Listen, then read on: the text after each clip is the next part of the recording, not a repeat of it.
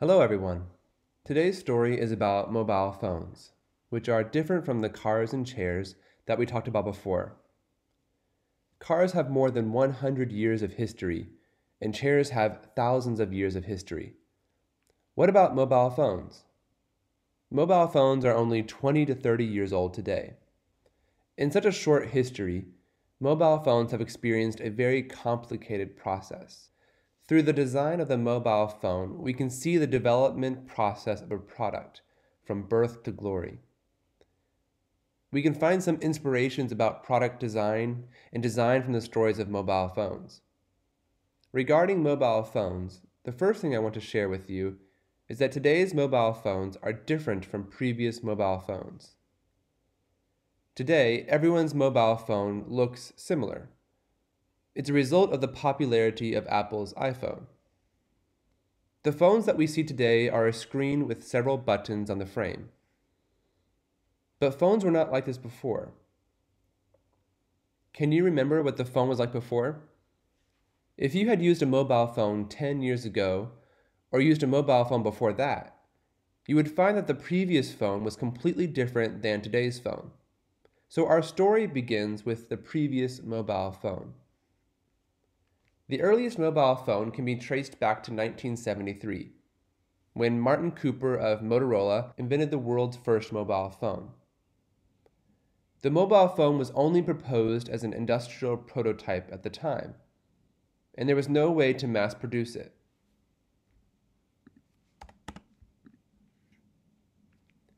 After 10 years, Motorola's first commercially available mobile phone was finally released. At that time, the weight of this mobile phone reached almost 1 kilogram, and the retail price was almost $4,000. So you can see that the mobile phone at that time was a kind of special communication tool that can be enjoyed by a few people. But the convenience it brings is unparalleled. It is beyond the reach of other communication tools before. Look at this picture. This is the first mobile phone in 1983, Dynatac. You can see that it is completely different from today's phone. You can see that it looks like a box. Later, some people would call it Big Brother or half brick. In shape, it's as big as half a brick. And when you pick it up with your hands, you will find that holding the phone is like holding a brick in your hand. It is not like the current phones, which can be put in the palm of your hand. So this mobile phone just wanted to turn the previous phone into a tool that can be moved and can be used everywhere. Its prototype is like a submachine or a telephone at the time. The shape is dominated by straight lines and with a framed shape. It is more like a telephone microphone.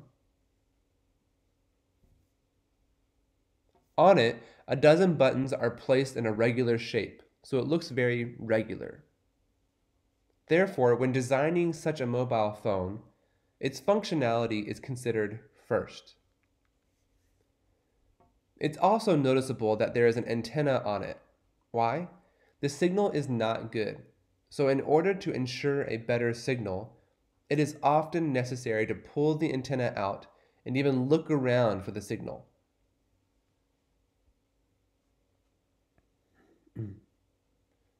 But this phone did not make people realize that a new era had arrived.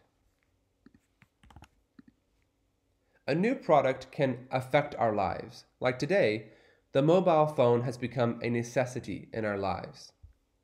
Before going to bed, you have your phone in your hand. When you wake up, your phone is still in your hand. Can you imagine such a change starting with such a product? Later, designers worked harder to make the mobile phone smaller, thinner, more suitable for use, and easier to carry. So the shape of the mobile phone changed greatly in just a few years. In 1996, the first flip phone launched by Motorola was called StarTAC. we can see that it is closer to a tool that can be held in one hand. The so-called flip phone is to divide the microphone and the earpiece into two parts.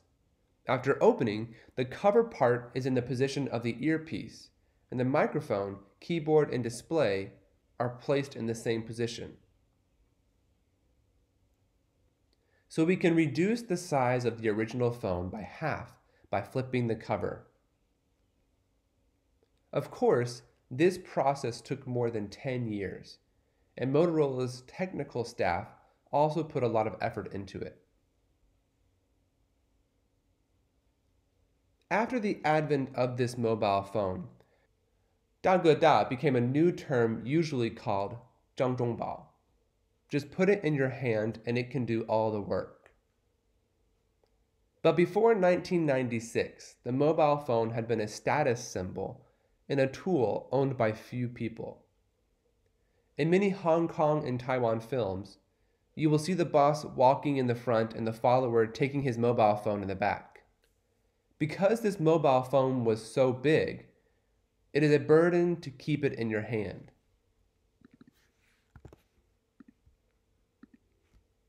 Therefore, Zhang Zhongbao changed this situation. We can put it in our own hands, and you no longer need someone to take your phone for you, which is a huge improvement.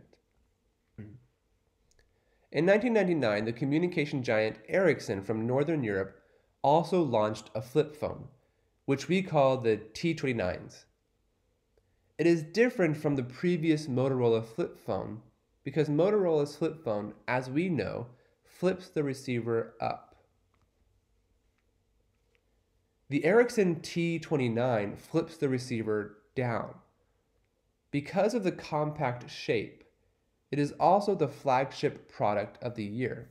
We can see that there is still a huge antenna on this phone, which reflects that the call quality of the mobile phone is the #1 consideration at the time.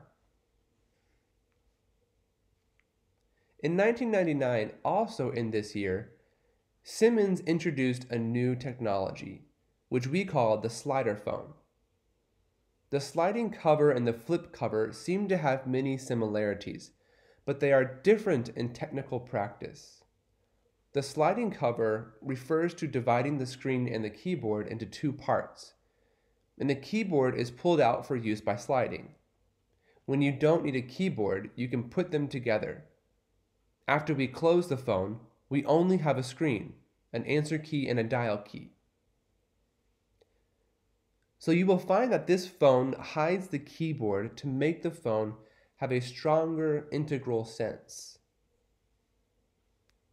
Why should we talk about this phone alone? Because I think this phone is exactly the prototype of today's smartphone. Now we just put the keyboard as a virtual keyboard on the screen. And the first mobile phone of Siemens hides the keyboard behind the cover. Hide it when not in use and slide it out when necessary. So this method makes mobile phones obtain a new image. In other words, it changed the feeling of putting the keyboard in the main position in the past. Although this design is not popular on a large scale, it provides some examples for later design. In 1999, the same slider phone was also favored by the market. It's from the very famous Nokia company. The model of this mobile phone launched by Nokia in 1999 is 7110. You will find it is difficult to tell whether this phone is a slider or flip phone. It's actually a half slider phone, also hiding the keyboard inside. You can see a similar design in the design of many air conditioner remote controls today. After pulling the cover open, the keyboard inside is exposed for operation, and then the cover is closed after use to achieve a holistic effect. Therefore, like the previous Siemens mobile phone, it has taken a very important step in the sliding cover technology. Of course, for Nokia, the most familiar model is the 1100, which was launched in 2003. The 1100 is by far the highest selling mobile phone in the world. It sold a total of 250 million units, and this number has not been surpassed to this day. So when we look at this phone today, it seems so simple, but it provides a cheap solution that all the keys are covered by flexible materials, so that the touch of the keys is different from the previous physical keyboard.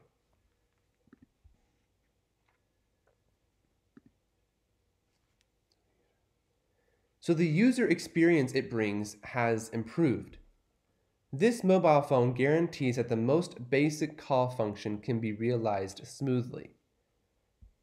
So we think this phone is a very important result of functional design. So we think that if you're only considering the perspective of making a call, this mobile phone is enough. It has reached the extreme of design and fits perfectly with the requirements of functional design. But the design of the mobile phone didn't stop, but continued to advance. Why? I think it's because the demand for mobile phones changed in the early 21st century.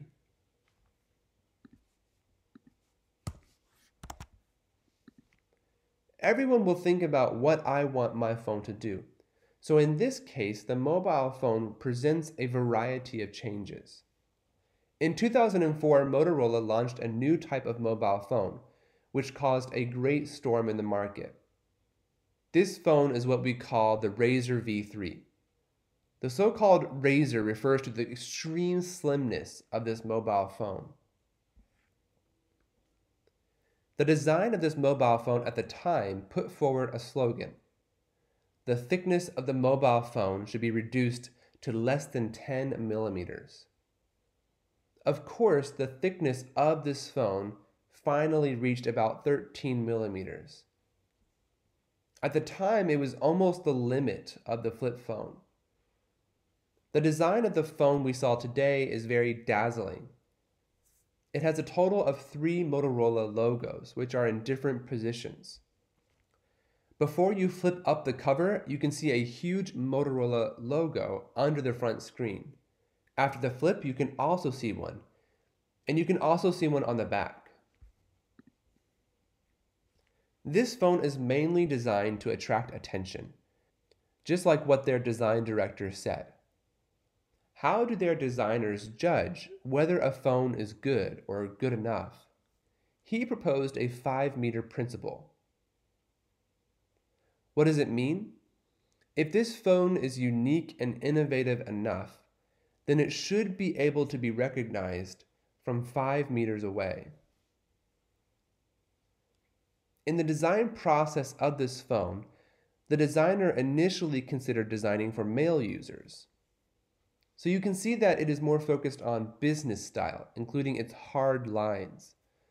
However, after the mobile phone entered the European market, they began to feel that the size of the mobile phone was suitable for a men's shirt pocket, so they made efforts to design such a shape.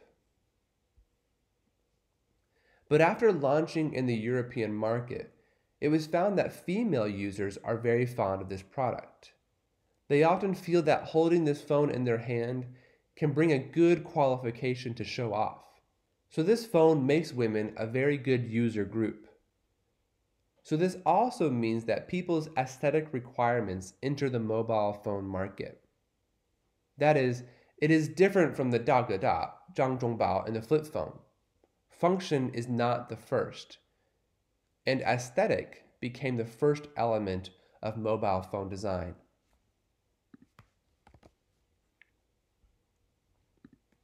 Therefore, in the following years, new and different designs continued to appear. We can see that this new shape is endless. In 2002, the BlackBerry made new improvements in terms of functionality. It thinks that phones should not only make calls, but should also have some new functions. So it launched a mobile phone that can send emails.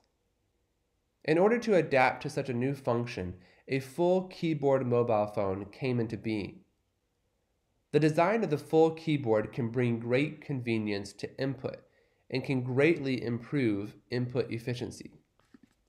So, such mobile phones also became a very iconic form of BlackBerry. In the following years, it was favored by many users. BlackBerry is not the first to design a full keyboard phone. In 2002, the Nokia 5510 already used the full keyboard for mobile phone design.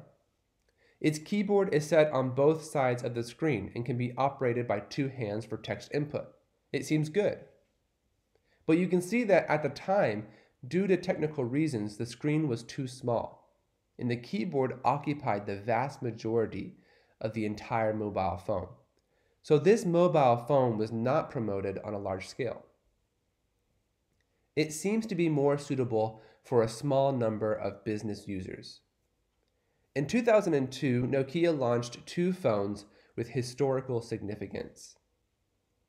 This is what we usually call the emergence of color screen phones. Prior to this, all mobile phone screens were black and white and monochrome. Why? Because the function was just to make a call. One such digital display was sufficient. Even if occasionally texting, a black and white screen can be enough to achieve such a function. But after 2002, new demands emerged. People hoped that mobile phones could provide new display methods, including taking pictures. Of course, the pixels of the earliest mobile phones were very bad, but even so, people never stopped moving on this path. So we can see that Nokia's 3510 and 6610 phones have some differences in shape, but color screen phones began to enter our vision. In the following years, color screen mobile phones were widely used. Many people bought a new phone for a color screen or for a built-in camera. Therefore, the demand for mobile phones began to produce new changes. In 2003, Nokia also had two special mobile phone designs that are very special for us: the 7600 and the 7610 that we see here. The two phones seem to be taking a different route. The focus of their design is still on styling. You can find that their keyboard arrangement and overall shape take a different path from the previous phone. On the 7600, you can find that all the keys are arranged around the screen, which means that the screen becomes the theme of this phone and the keyboard serves it. On the 7610, the keys are designed into an arc-shaped arrangement. Many people complained, "When I hold this phone, I can't seem to find the keyboard." But what are the more important changes brought by this phone? It is suitable for one-handed operation and different from previous products. Its keyboard arrangement is set for a person who holds the phone with the right hand, so the keys farther from your thumb are set larger and the keys closer to your thumb are set smaller. This design is undoubtedly ergonomic, but its market reflection seems not ideal. Although the design was very innovative and had a certain reaction in the market at the time, it has since been overwhelmed by the changing shapes and new designs of the products. Nokia has always had some whimsical ideas, and in 2004 it launched this phone specifically for gaming users.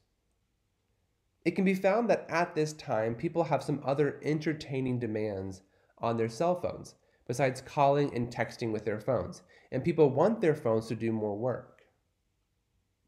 So a lot of gamers start to get into this market too. Nokia's N-Gage phone is specifically designed for the game players. The phone is set up to operate the keyboard and control directions horizontally, which was developed entirely to suit the game's requirements. Then the N-Gage came out with a second generation of this phone. Both generations caught the attention of many gaming fans. What does it mean? The era of market segmentation has come. Since then, mobile phones for the elderly, children, and women have entered the market in large numbers.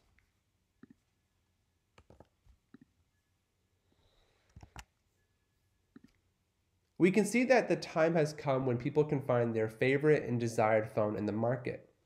Here's a phone at Nokia's 2004 mobile phone designed specifically for women.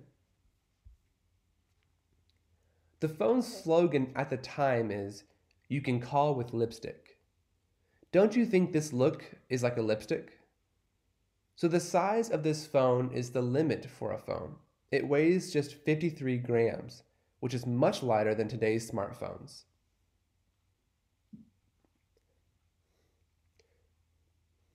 It is designed to be hung around the neck as a pendant to be used. The phone's styling almost completely overturns people's understanding of traditional mobile phones. The criticism, of course, is that the phone is very complicated to operate, since all of its operations need to be done through its button and scroll wheel. So you need to use the scroll wheel to select and then press the middle button for confirmation to make calls and text. So this seems to tell people that the phone is just for people to see, just to look good, just to show off that I can make the phone so small, without thinking about how its functions should fit the needs of people.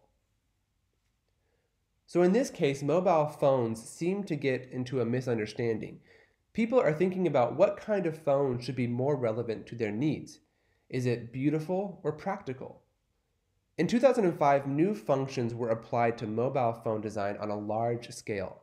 As the leader in the Walkman industry, Sony launched a phone specifically designed for music enthusiasts, the Sony W800i. In this phone, special consideration is given to what kind of acoustics the music audiophile needs. It takes the music to the extreme. Many people bought the phone for its music quality. In the same way, new functions are further incorporated into mobile phones.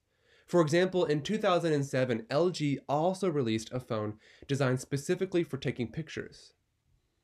This phone is LG Beauty. As you can see in the picture, if you turn the phone upside down, it will look like a little camera. In other words, it is difficult to define whether this is a camera or a mobile phone. It connects the functions of the two almost without distinction. It looks like a mobile phone in front and a camera in turn. At this time, we will ask, what is the main function of the phone? Where should the phone go? What should the next phone look like? People are already thinking about what the new phone is. In this case, people think about whether it is appropriate to add new functions to mobile phones.